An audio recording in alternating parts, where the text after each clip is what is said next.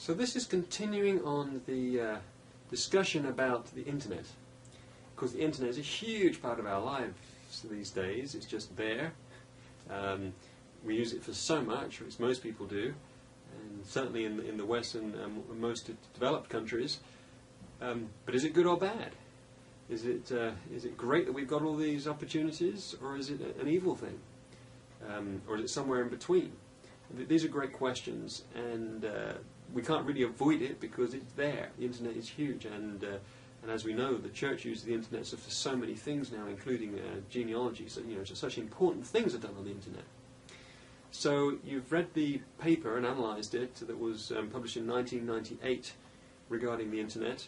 And the general idea of that paper, the theory was, well, I don't know what their theory actually was, but what they were trying to show was that the more people used the internet, the less they were communicating, and the less social connection they had, and the less happier they were. So the less happy they were.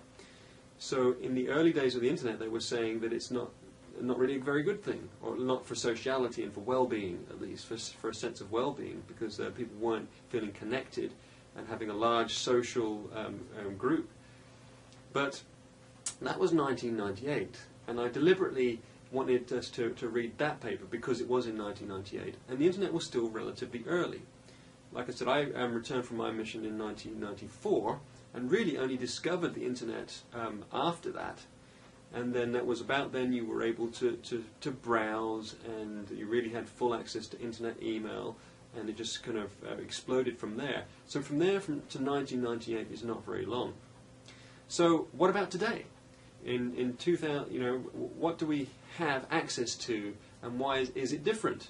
Has the trend changed? And this is kind of the interesting argument I want to talk about.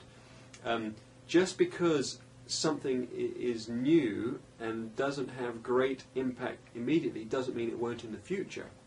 So imagine this. Imagine 4 years, well, let's say 10 years after the invention of the printing press.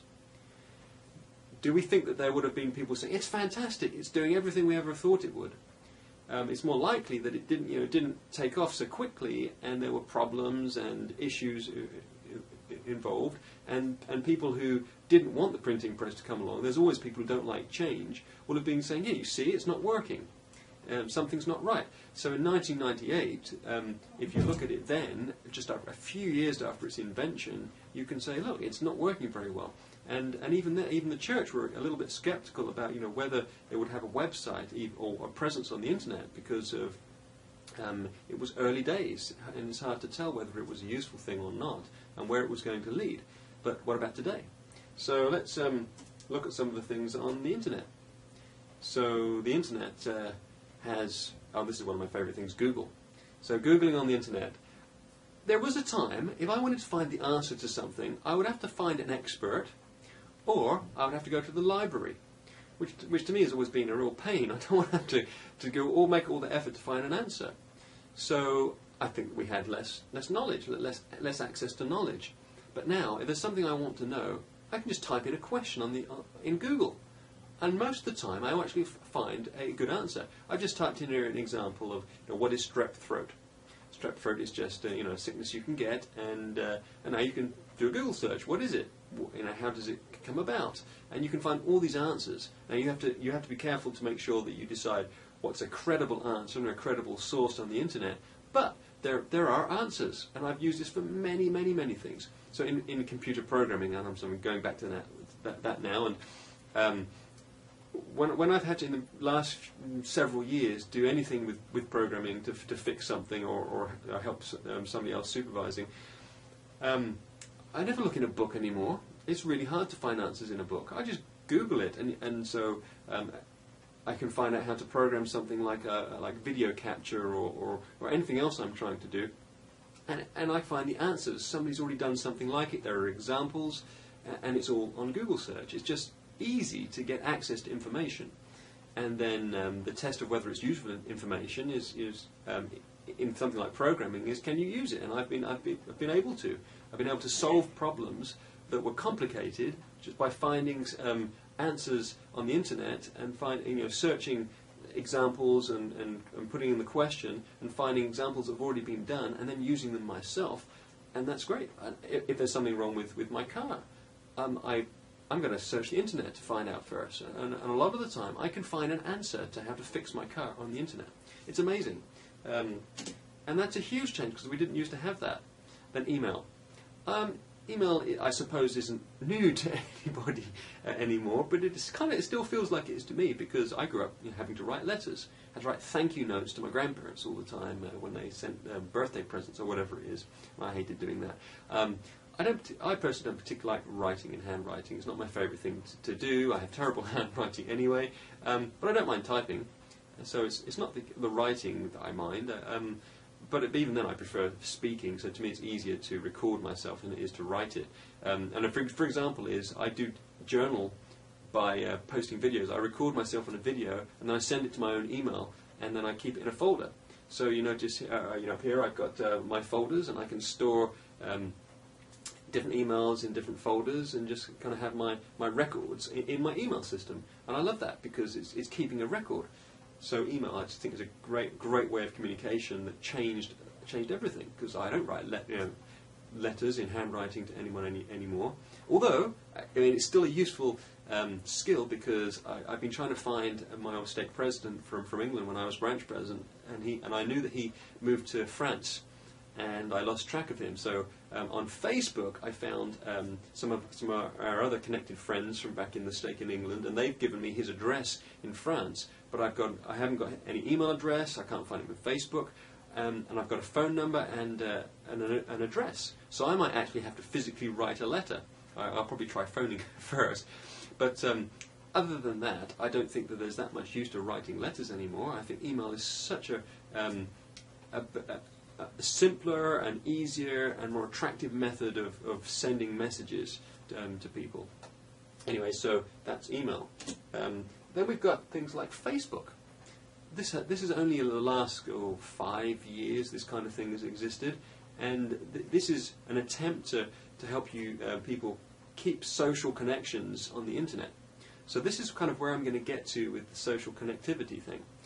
So in that article, they were saying that people who use the internet were disconnected and lonelier in some way. This is kind of the argument they were making, or at least I don't know if it was their argument, but it was like the data they were presenting, in their opinion, was showing that.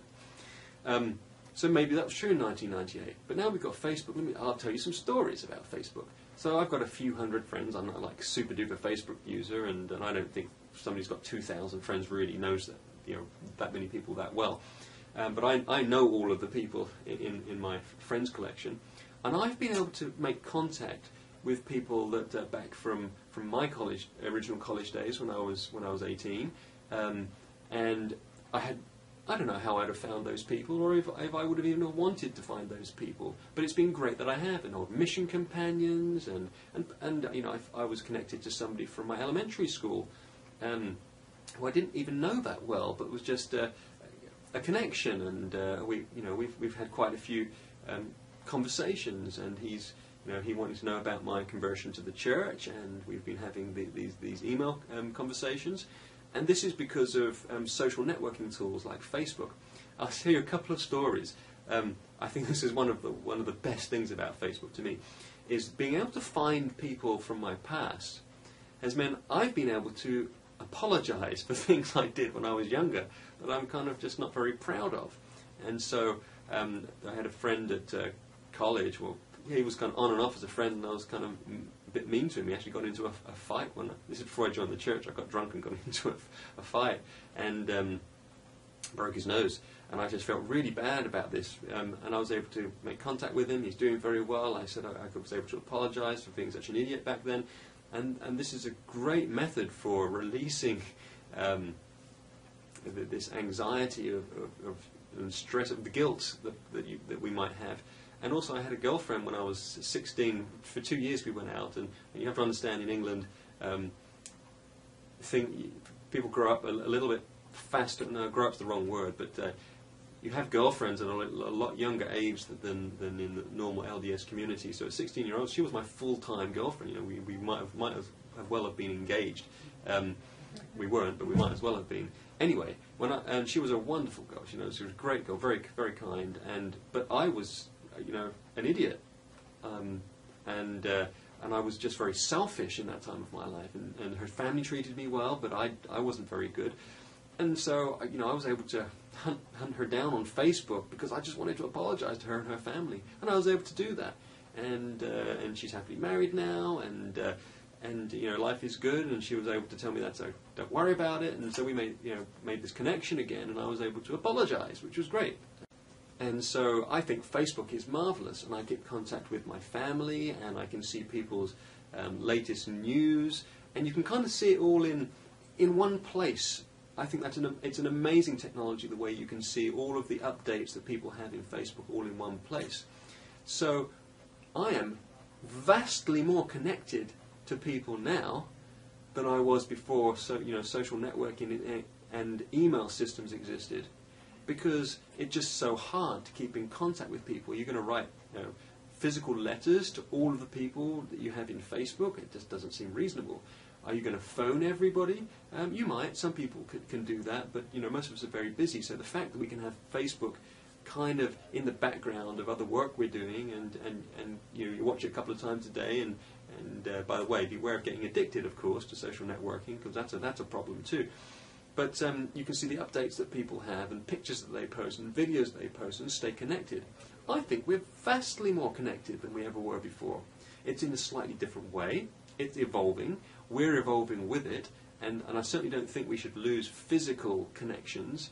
I think we should have those. But in addition to our physical connections, we can have loads of connections that we just weren't able to have before. So I guess I'm revealing my standpoint on that. I think social networking is amazing on the internet, and I think that it's a real benefit if it's used wisely. And another thing is, you can show yourself and even be an example by your Facebook. There was a general authority who visited us for our state conference here at BYU about 6 months ago, and he said something interesting. He said the people on Facebook that he saw, if they were friends of his, just never revealed that they were members of the church very much. That they, why weren't they saying on Facebook in their updates, I went to church today, and it was great, and there was a lesson about this and a lesson about that, and I really enjoyed it. And he was saying we need to do that because we're members of the church, and we need to let our light shine so that we can be an example. So I think we can use social networking tools for a great purpose, to stay connected, to be an example, and to spread good things amongst our friends. Be careful, though, because I see a lot of kind of inappropriate pictures. People seem to want to vaunt themselves a bit on their profiles, and even some church members, I see some pictures that they put up as their profile pictures that I'm not sure are the best way of promoting ourselves as members of the church. So just be careful how we do that, because you are presenting yourself to the world through these social networking tools. I'm going to stop going on about that. I'm going to move to online banking. There's so many things we can do online. I love online banking. I hardly ever go into a bank. I check my balances. I pay bills.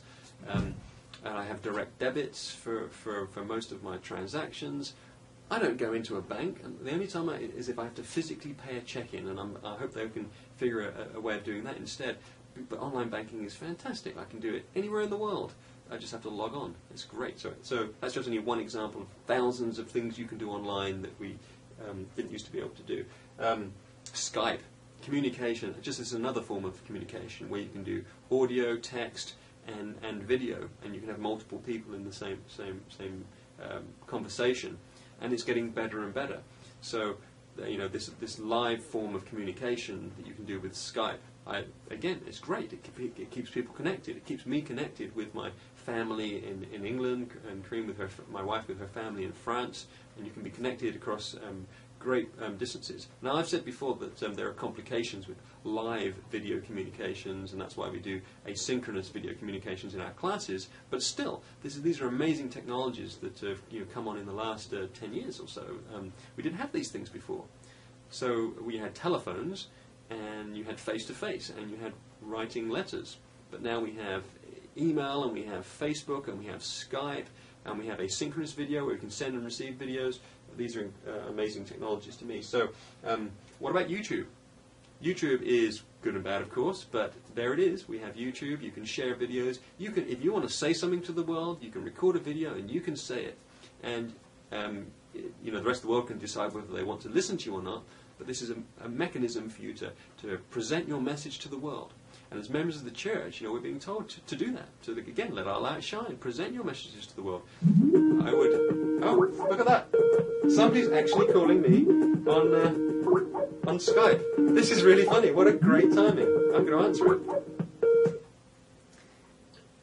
Linda? Yes. Hi, Mike. Hello. It's really funny that you called me right then.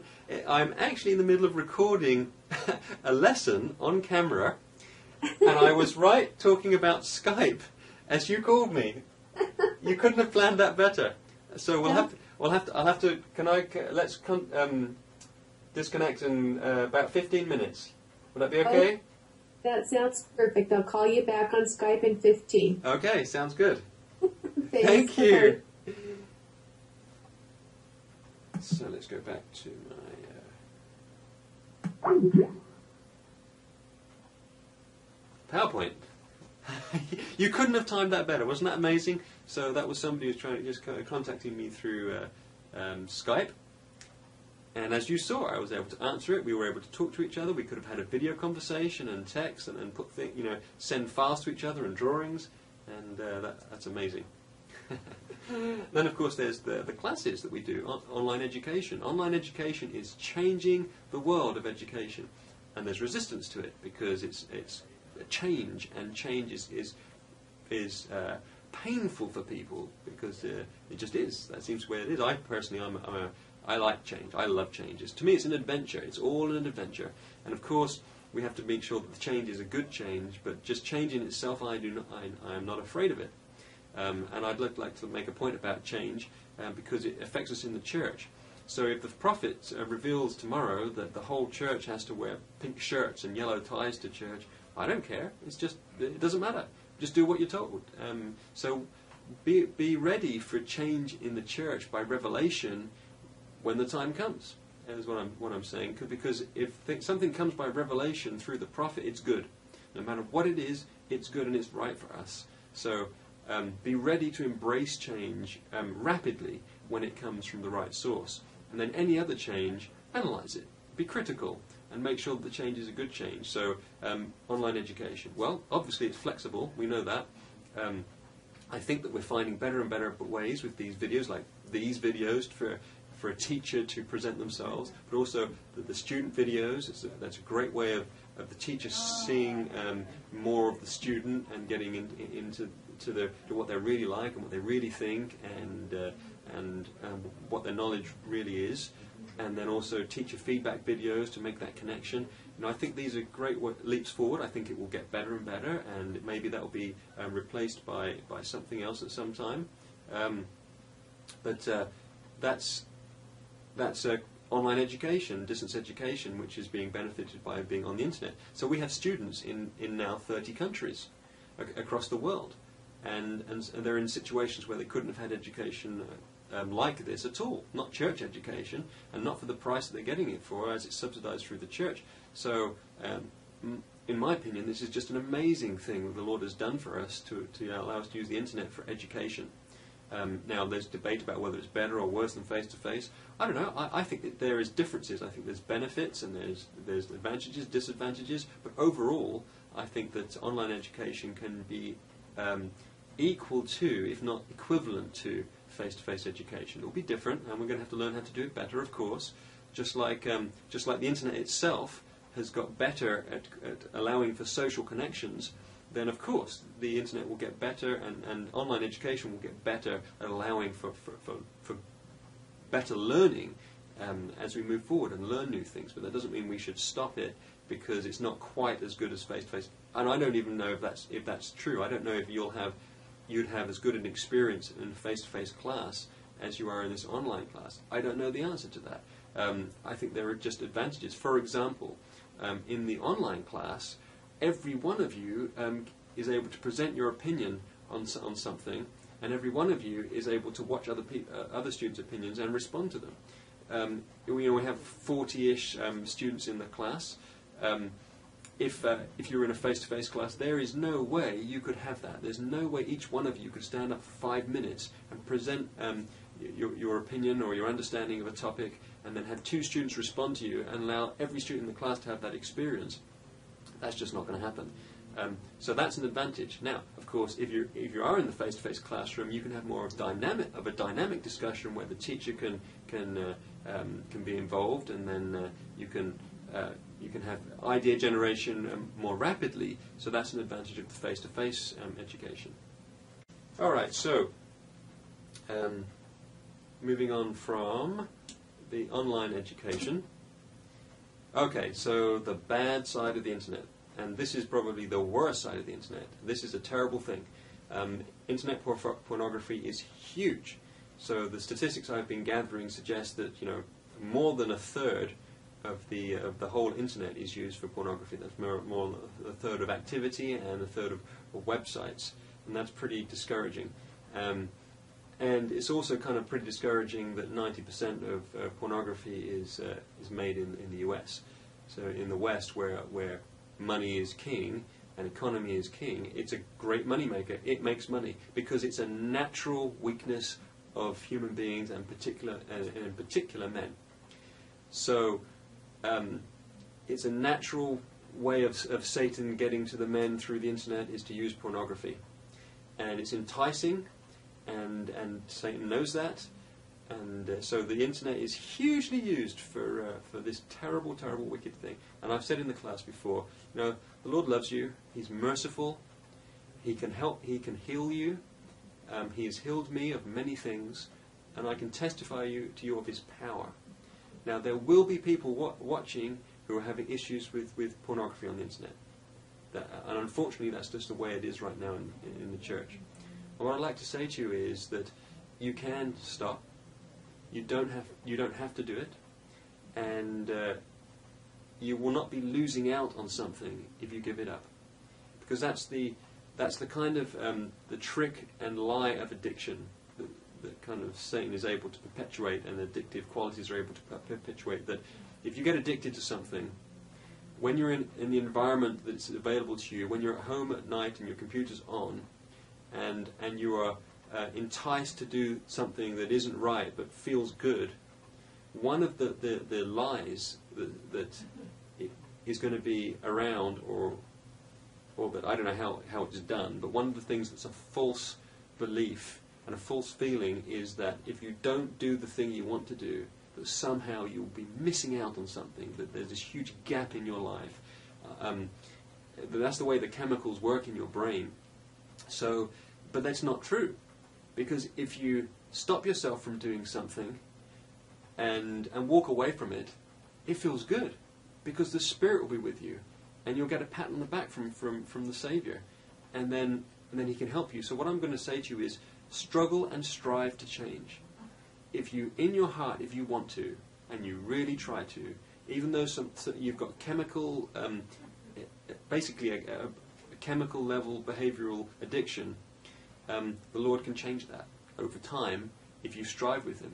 So I encourage you and to strive with the Lord to change. It is wrong. There is no justification for pornography.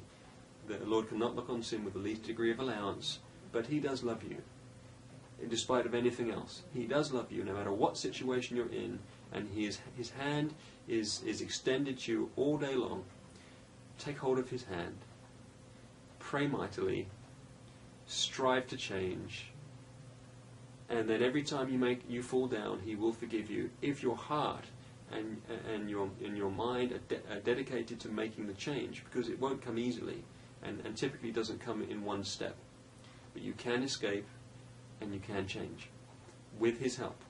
Anyway, so that's pornography is a terrible, terrible, terrible thing.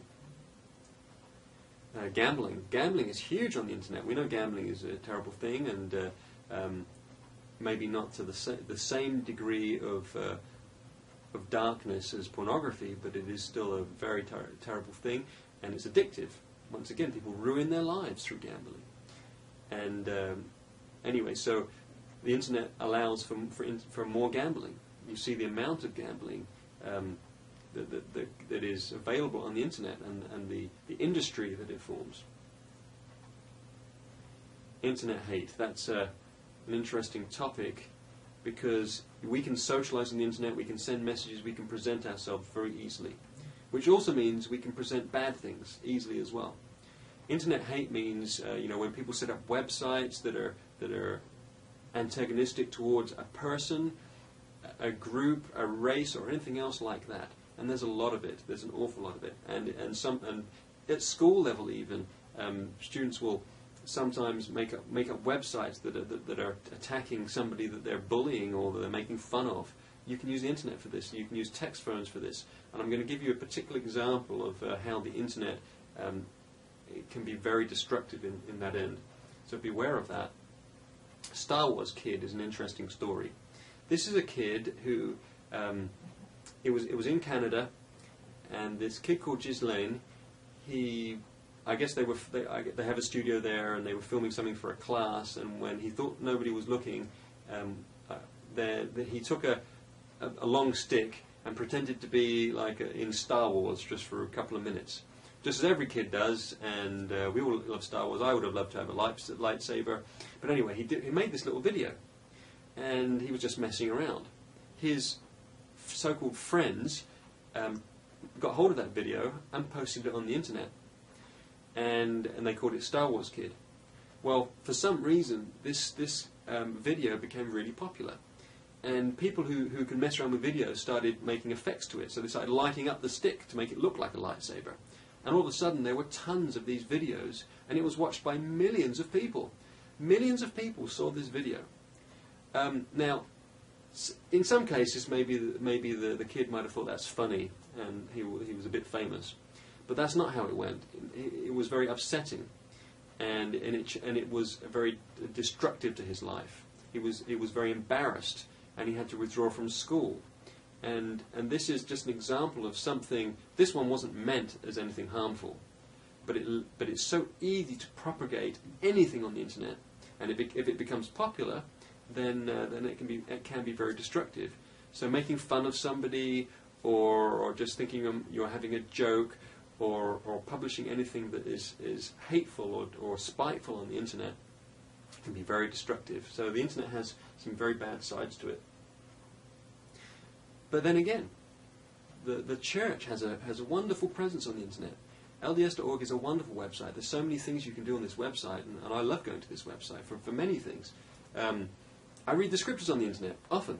I don't think it has to be on paper. I think that it's not the medium of the scriptures or the message that's important. I can look at it on the internet, and then you can click on links, and you can easily go from one set of scriptures to another, and they don't get ripped. In my house, Chloe, our 5-year-old handicapped daughter, she rips everything in our house. So if we don't put scriptures up on the shelf, she'll rip them. All of us have pages missing out of our scriptures. Well, she can't do that to the internet scriptures. So the internet scriptures are useful, and I can have them on my cell phone. So I get to the website sometimes. I know you can put them on your cell phone in other ways, but the way I do it is I just go to the website on my cell phone and read the scriptures. I can do that in church or at home or whenever I haven't got my other scriptures with me. And to me, that's a much more handy way of doing it. Lessons. This is fantastic now. I don't never worry about having the physical manual for teaching a lesson. Everything that's in the church curriculum is published on the church website, and this has the links to everything, and just makes it so much easier and more efficient, and I love that too. My favourite on the internet for the church is General Conference. In the past, General Conference was available certainly in Utah to everybody who had a TV set, or you could go to conference itself, and it's broadcast in stake centres, and then eventually the satellite system of the church was developed. So in most of the developed places in the church, they had satellites, so they could broadcast General Conference, but not everywhere. And they did. And at the beginning, they didn't have the translations. I'm not sure if they did have instantaneous translations or not, but I know that on my mission in Paris, France, they couldn't watch General Conference live unless they could speak English. So, or maybe it was just because I was in a remote branch. I can't remember why it was, but they sent us video cassettes of General Conference that would arrive a week or so after conference, and that's how you got General Conference. You watched the video cassette. But now, I never use the TV system. I put it on my TV, but I just use the internet. And the quality is absolutely amazing on the internet. So now I know that wherever I am in the world, if I have a broadband or close to broadband internet connection, I can watch, or at the worst, listen to General Conference live. This to me is absolutely incredible. The whole world now can watch General Conference live, in many languages as well, that it's done live. So this to me is just an incredible, wonderful thing about the internet, is we can have lessons and scriptures and the meetings and General Conference on the internet. So and of course we have genealogy with new FamilySearch.org is fully on the internet now, and it's an incredible step forward in how to do genealogy work. So this is the ultimate question: is the internet good or bad?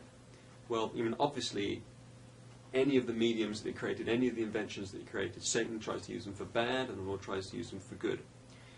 It's discouraging that so much of the internet is used for pornography and for other bad things. It's discouraging that that's affected so many members of the church. It's discouraging that because of that, pornography becomes an acceptable, normal thing. And I can tell you this: if you remember the church and you've grown up in the church, you do have to understand that outside the church, pornography is seen as no big deal. I grew up outside of the church, and amongst my friends, it was just no big deal. Just like I don't even know how to equate it. It's just like a thing people do. It's not seen as bad. My father left pornographic videos around in the house, and so I saw everything there was to see when I was very young, and it was hard to escape that when I joined the church. I didn't realize that there was anything addictive about it or compulsive, and I learned that lesson, and it was really hard. So I know what the deal is with those kind of things, and they're very powerful. And in the world, they're considered to be no big deal. It's just your free choice. You do what you want to do. It's consenting adults doing what they want to do. That is seen as, and so they think we're crazy. They think we're crazy that we tell our youth that you shouldn't be involved in masturbation and you shouldn't be involved in pornography. They're like, what's the big deal? So you're going to have to understand this, that many people who join the church are going to come out of that environment into the church environment, and maybe changing is going to take time. Because they're coming out of an environment where certain things are 100% acceptable and no big deal, and coming into an environment where the standards are eternal and are not going to change. And it does take time for people to advance in their spirituality. So be patient with people who join the church. Remember that as you have leadership positions.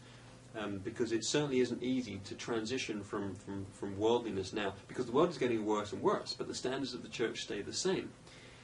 So the jump from being worldly to being a member of the church is going to get harder and harder, but also clearer. It's a clearer difference between good and or the church standards and the world standards now. But the other problem is that as the world descends, it tends to kind of pull the church a little bit with it, so that people in the church start to feel like certain things are okay because the whole rest of the world say it's okay. So, my stake president was telling me the other day that he had a young man in his office for 2 hours trying to convince him that there was nothing wrong with homosexual activity, that he was trying to use scriptures to prove it. And a lot of the issue here is that, that's nonsense, of course. The Lord loves anybody struggling with anything, but He doesn't change. And we will all have to account for our actions one day. So I recommend persistent repentance, and so that the grace of the Savior Jesus Christ can be with us, because we are so imperfect, and we are always wrong if we think that we can be justified in sinning. We can't. But anyway, my point is that that's such a pervasive view of the world. It impacts how church members view things when they have temptations. So when you have a temptation to view pornography, maybe because the whole rest of the world says it's no big deal, maybe you'll have a tendency to say it's no big deal, but that's not true. It is a big deal.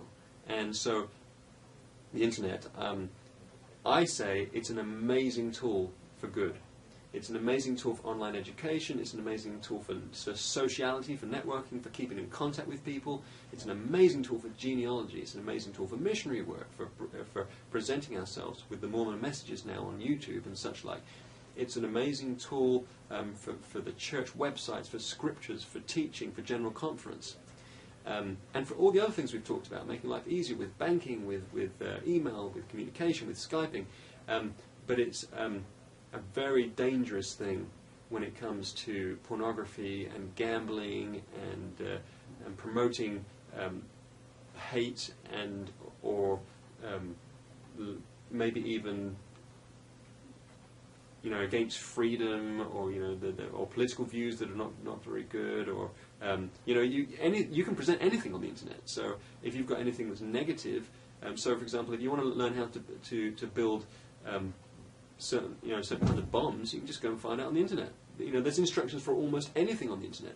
If you want to go and if you have a tendency towards extremism, if you can find things on the internet that are going to promote those things you already believe in, and it's going to make it worse. So the internet does have a bad side, but the Lord has given us this technology, in my opinion, to do good. And so we must be the vehicles to do good with this, and we must be responsible. We must be globally responsible, because it's a global issue.